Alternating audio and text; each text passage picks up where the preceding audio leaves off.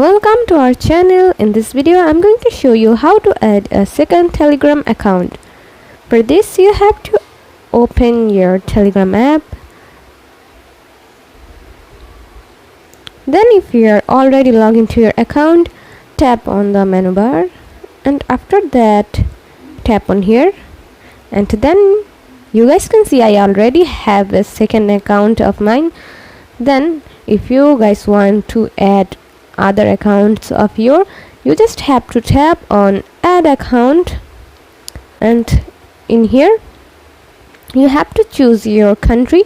Tap on here, and for example I'm gonna choose this one, and then you have to put your phone number, and then you can add your second account to your Telegram app. So this is how you can add your second Telegram account.